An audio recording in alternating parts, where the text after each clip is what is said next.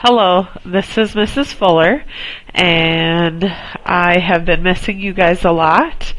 I hope you guys are having a good break. I mean, it's not really a break, but still.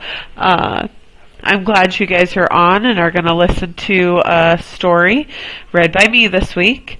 Our story is called A Day's Wait by Ernest Hemingway. He came into the room to shut the windows while we were still in bed, and I saw he looked ill. He was shivering, his face was white, and he walked slowly as though it ached to move. "What's the matter, Schatz? I got a headache. You better go back to bed." "No, I'm all right." "You go to bed. I'll see you when I'm dressed." But when I came back downstairs, he was dressed, sitting by the fire, looking a very sick and miserable boy of 9 years. When I put my hand on his forehead, I knew he had a fever. "You go up to bed," I said. "You're sick." "I'm all right," he said. When the doctor came, he took the boy's temperature. "What is it?" I asked him. 102. Downstairs, the doctor left 3 different medicines in different colored capsules, with instructions for giving them. One was to bring down the fever, another a purgative, the third to overcome an acid condition. "The germs of influenza can only exist in an acid condition," he explained.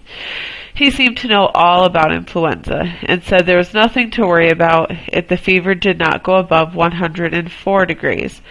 This was a light epidemic of flu, and there was no danger if you avoided pneumonia.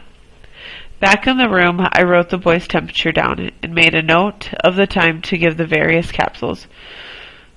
"Do you want me to read to you?"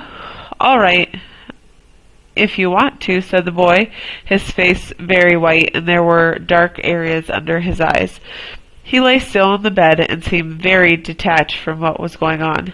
I read aloud from Howard Pyle's Book of Pirates, but I could tell he was not following what I was reading. "How do you feel, Schatz?" I asked him. "Just the same so far," he said. I sat at the foot of the bed and read to myself, while I waited for it to be time to give another capsule. It would have been natural for him to go to sleep, but when I looked up, he was looking at the foot of the bed, looking very strangely. "Why don't you try to go to sleep? I'll wake you up for the medicine. I'd rather stay awake." After a while he said to me, "You don't have to stay in here with me, Papa, if it bothers you." "It doesn't bother me." "No, I mean you don't have to stay if it's going to bother you." I thought perhaps he was a little lightheaded, and after giving him the prescribed capsule at 11 o'clock, I went out for a while. It was a bright, cold day, and the ground covered with a sleet that had frozen, so it seemed as if all the bare trees and bushes and cut brush and all the grass in the bare ground had been varnished with ice. I took the young Irish setter for a little walk up the road and along a frozen creek, but it was difficult to stand or walk on the glassy surface, and the red dog slipped and slithered, and I fell twice, hard, once dropping my gun and having it slide over the ice. He flushed a covey of quail under a high clay bank with overhanging brush, and I killed 2 as they went out of sight over the top of the bank. Some of the covey lit in trees, but most of them scattered into brush piles, and it was necessary to jump on the ice-coated mounds of brush several times before they would flush. Coming out while you were poised unsteadily on the ice, springy brush, they made difficult shooting, and I killed 2, missed 5, and started back pleased to have found a covey so close to the house, and happy there were so many left to find on another day. At the house, they said the boy had refused to let anyone in the room. "You can't come in," he said. "You mustn't get what I have." I went up to him and found him in exactly the position I had left him, white-faced, but with the tops of his cheeks flushed by the fever, staring still, as he had stared at the foot of the bed. I took his temperature. "What is it?" "Something like 100. I said. It was 102 4/10. "It was 102, he said. "Who said so?" "The doctor." "Your temperature is all right," I said. "It's nothing to worry about." I don't worry, he said, but I can't keep from thinking. Don't think, I said. Just take it easy.